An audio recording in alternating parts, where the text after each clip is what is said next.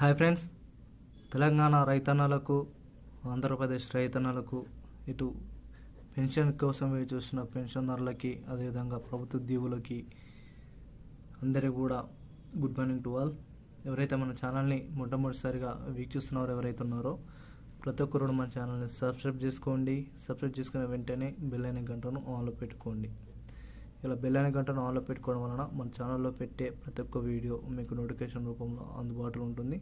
కాబట్టి ప్రతి ఒక్కరు కూడా మీరు ముందుగా చూడడానికి ఆస్కారం అనేది ఎక్కువ సంఖ్యలో కనబడుతుంది. వీడియోను ఎక్కడ స్కిప్ చేయకుండా ఇన్ని వరకు చూడండి. అదేవిధంగా వీలైనంత త్వరగా వీడియోని అందరూ షేర్ చేయండి.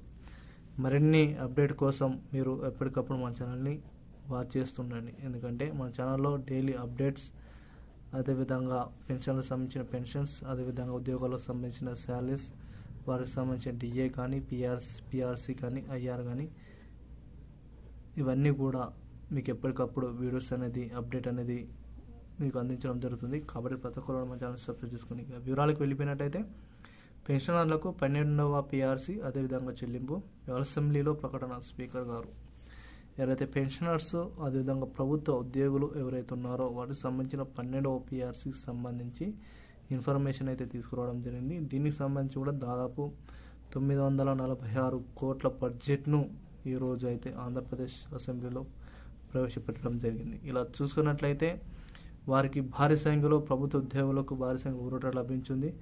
పెన్షన్ పరంగా కూడా చాలామంది కూడా అవకాశం అనేది ఎక్కువ సంఖ్యలో కనబడుతుంది. ఎందుకంటే దాదాపు 65 సంవత్సరాలకు ఉన్న రిటైర్మెంట్ వయసు అనేది దాదాపు 60 సంవత్సరాలకే తగ్గించడం జరిగింది.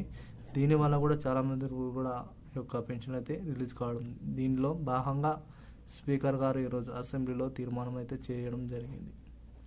ఈ విధంగా చూసుకున్నట్లయితే పెన్షనర్లకు 12 పిఆర్సీ సంబంధించి భారీ ఊరట లభించనున్న నేపథ్యంలో చాలా వరకు వారు చేస్తున్న ధర్నాలకు, రాస్తారోకోలకు మనము స్వస్తి పలికే విధంగా ఉండడం జరిగింది. కాబట్టి ఎవరైతే పెన్షనర్లు, ఉద్యోగులు ఉన్నారో వీలైనంత త్వరగా అందరూ కూడా వీడియోని షేర్ చేయండి. ఇటు తెలంగాణలో చూసుకున్నట్లయితే ఆసరా పింఛన్లకు సంబంధించి పెరిగిన ఆసరా పింఛన్లు 416 రూపాయలు, 616 రూపాయలు. ఇవి మరికొద్ది రోజుల్లోనే మార్చి నెల ఆసరా పింఛన్ అనేది నెక్స్ట్ వీక్ చూసుకున్నట్లయితే దాదాపు మండే వరకు చూసుకున్నట్లయితే ప్రతి ఒక్కరి ఖాతాలో ఈ యొక్క అమౌంట్ అనేది పడడం జరుగుతుంది. గతంలో చూసుకున్నట్లయితే కేసీఆర్ హయాంలో మనకు 2016, 3016 రూపాయలు అయితే ఇవ్వడం జరిగింది. ఇప్పుడు రేవంత్ రెడ్డి గారు సర్కారులో ఈ పెరిగిన ఆసరా పింఛన్లను పెంచడానికి అవకాశాలు కనబడ్డాయి. కాబట్టి మార్చి నుండి ఈ పెరిగిన ఆసరా పింఛన్లు పడడం జరుగుతుంది. వీడియో నచ్చినట్లయితే లైక్ చేయండి, అందరూ కూడా షేర్ చేయండి. Thank you to all.